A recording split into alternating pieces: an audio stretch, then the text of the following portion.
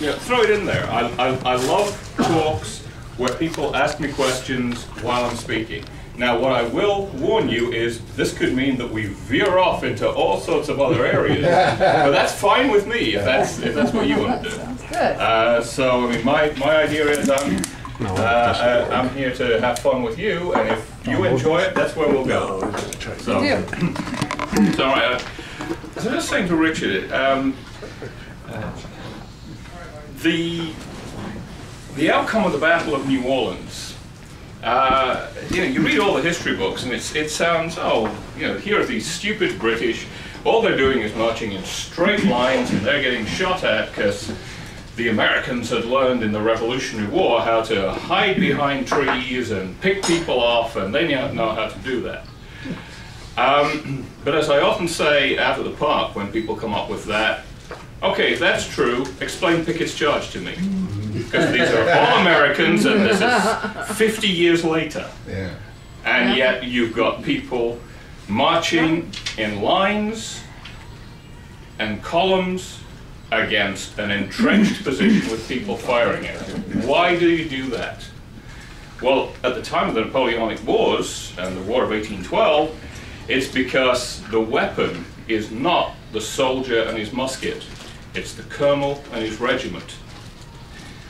A musket ball, when it's fired from a standard smoothbore musket, will deviate 5 feet in 100 yards in any direction other than up. Now, the thing about that, of course, is you aim at somebody, you are very likely to miss him. That's okay. I'll just give this to Mr. Anybody need me to get him anything? Anything while I'm in here? Okay. So the way that you hit someone, the way that you conduct a battle, is that you fire lots of muskets together. Now what you don't do is fire the entire regiment's muskets together and leave yourself unloaded. Because that's when somebody can attack you. But there's all kinds of ways that you can fire by companies, by grand divisions, by subdivisions. You know, and you have sections of the line firing up. So the way that you do that is you form up in a line, get as many muskets as close to the enemy as possible, and fire. Of course, that was completely useless for the British at the Battle of New Orleans. When Edward Pakenham, who is often accused of being overconfident at this battle, when he first saw that earthworks, he said, "This is ridiculous, we're going to get slaughtered, we've got to find some other way in." He had just come back from the Peninsular War, where he was used to fighting French troops that were very highly disciplined, who realized that all you have to do is to stand behind that barricade and pour fire into the troops that are attacking you, and you will, on most occasions, win. The reason for that is the fellows attacking you can do nothing other than take that fire. There is no point in firing back, because when you have a correctly built earthworks, as at Line Jackson was, 6 feet high, yes, you can fire the bullet over the earthwork, but what good does that do? It will also fly over the heads of the people behind it. The only thing that you can do to take that position is to get to the barrier, get over the barrier, and then start fighting once you're at the other side. Until that point, you're a target, nothing else. So, Pakenham wanted to go somewhere else, as I say. However, he is meeting up with officers who have been around on the campaign in the Americas for up to 18 months, some of these guys.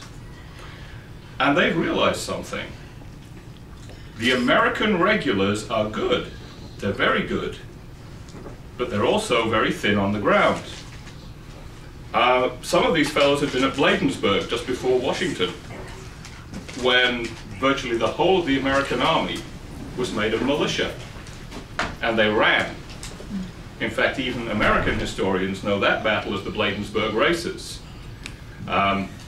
For anybody with any connection with the Marines or the Navy, you may or may not be aware, but probably you are aware, that the only troops to stand were a detachment of sailors from Commodore Barney's fleet and a group of Marines. In fact, it's said that the reason that the British troops didn't burn the Marine barracks was out of respect for the way they fought at that battle. So here's Pakenham saying, we've got to find some other way in, but the majority of his officers are saying, this is no problem. All we have to do is attack vigorously, and we will win, because the militia is going to break and run. Pakenham doesn't quite believe this, and so he does what, to my mind, in the end, is an absolutely fatal thing. He tries to test the line. Now, I should point out, you know, it's often said the British vastly outnumbered the Americans. Well, the British outnumbered the Americans just over 2 to 1. This is actually never enough to do the job that he's supposed to do. According to the manuals at the time, because of the amount of casualties you're going to get during an attack against an entrenched position, you must outnumber the enemy at least 3 to 1. He never did that. So he decides he will see whether these officers that have been there actually do know something, and he will probe the line. And this is the first attack that the British make. I should point out, of course, you know that the very first battle, other than the naval battle in Lake Bourne, was the night attack on the 23rd of December, when Andrew Jackson did an absolutely brilliant, coordinated naval attack by the river and a land attack to incommode the first British troops that landed. However, General Pakenham wasn't there at the time. His ship had been delayed. He didn't arrive until 2 days later, Christmas Day. It was General Keane, who was actually a completely untried general. Basically, although he did reasonably well at the Battle of New Orleans, he'd got to his position through military connections in Parliament. They just thought he was a good guy, but he had no actual field command experience. So, Pakenham comes in, he does the probe attack. It's known as the reconnaissance in force. And he pushes his troops forward. The idea is, as I say, to see what sort of fire they're going to take. How good are the American gunners? What's the musket fire going to be like? And he probes pretty close to the line, but not with an all-out attack. He finds that, surprisingly, he is not getting the casualties that he thought. But also, it doesn't look like the American line is breaking, so he calls a retreat.